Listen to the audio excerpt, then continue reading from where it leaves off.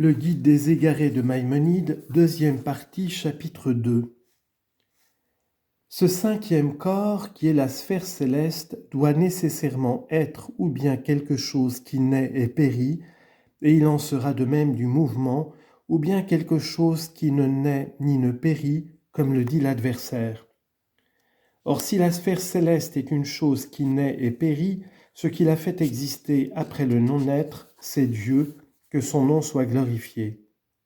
C'est là une notion première, car tout ce qui existe après ne pas avoir existé suppose nécessairement quelque chose qu'il est appelé à l'existence. Et il est inadmissible qu'il se soit fait exister lui-même. Si au contraire cette sphère n'a jamais cessé et ne cessera jamais de se mouvoir ainsi par un mouvement perpétuel et éternel, il faut, en vertu des propositions qui précèdent, que ce qui lui imprime le mouvement éternel ne soit ni un corps, ni une force dans un corps, et ce sera encore Dieu, que son nom soit glorifié. Il est donc clair que l'existence de Dieu, être nécessaire sans cause et dont l'existence est en elle-même exempte de toute possibilité, est démontrée par des preuves décisives et certaines, n'importe que le monde soit une création ex nihilo ou qu'il ne le soit pas. De même, il est établi par des démonstrations que Dieu est un et incorporel, comme nous l'avons dit précédemment, car la démonstration de son unité et de son incorporalité reste établie, n'importe que le monde soit ou non une création ex nihilo, comme nous l'avons exposé dans la troisième des méthodes philosophiques, et comme ensuite nous l'avons exposé à part, l'incorporalité et l'unité par des méthodes philosophiques. Il m'a paru bon d'achever les théories des philosophes en exposant leurs preuves pour l'existence des intelligences séparées et de montrer qu'ils sont d'accord en cela avec les principes de notre religion. Je veux parler de l'existence des anges. Après avoir achevé ce sujet, je reviendrai à l'argumentation que j'ai promise sur la nouveauté du monde, car nos principales preuves là-dessus seront solides et claires, ne seront solides et claires qu'après qu'on aura connu l'existence des intelligences séparées et les preuves sur lesquelles elles s'appuient. Mais avant tout cela, il faut que je fasse une observation préliminaire qui sera un flambeau pour éclaircir les obscurités de ce traité tout entier, tant des chapitres qui ont précédé que de ceux qui suivront. Et cette observation, la voici. Observation préliminaire. Sache que dans ce traité, je n'ai pas eu pour but de composer un ouvrage sur la science physique. Pas plus que d'analyser,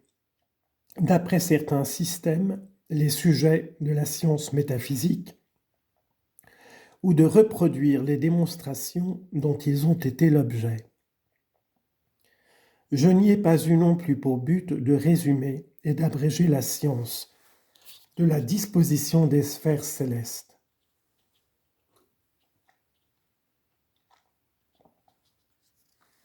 Ni de faire connaître le nombre de ces dernières, car les livres qui ont été composés sur tout cela sont suffisants. Et dussent-ils ne pas l'être pour un sujet quelconque, ce que je pourrais dire moi sur ce sujet ne vaudrait pas mieux que tout ce qui a été dit. Mon but dans ce traité n'a été autre que celui que je t'ai fait connaître dans son introduction,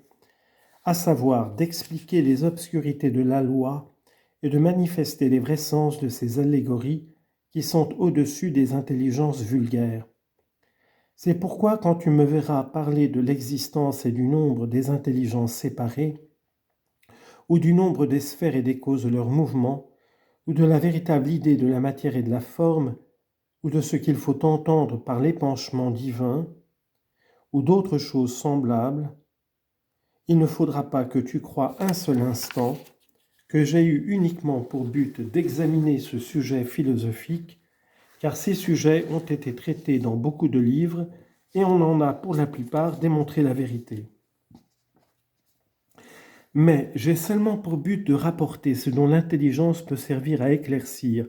certaines obscurités de la loi et d'exposer brièvement tel sujet par la connaissance duquel beaucoup de difficultés peuvent être résolues.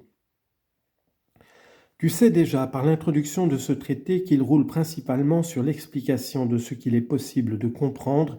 du Marasé Bereshith, ou récit de la création, et du Marasé Merkaba, récit du char céleste, et sur l'éclaircissement des obscurités inhérentes à la prophétie et à la connaissance de Dieu. Toutes les fois que, dans un chapitre quelconque, tu me verras aborder l'explication d'un sujet qui a déjà été démontré soit dans la science physique, soit dans la science métaphysique, ou qui seulement a été présenté comme ce qu'il y a de plus admissible,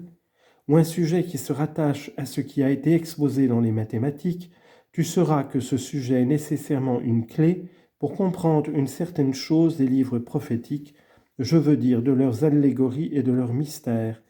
et que c'est pour cela que je l'ai mentionné et clairement exposé comme étant utile, soit pour la connaissance du Marasé Merkaba et du Marasé Bereshith, soit pour l'explication d'un principe relatif au prophétisme ou à une opinion vraie quelconque qu'on doit admettre dans les croyances religieuses. Après cette observation préliminaire, je reviens accomplir la tâche que je m'étais imposée.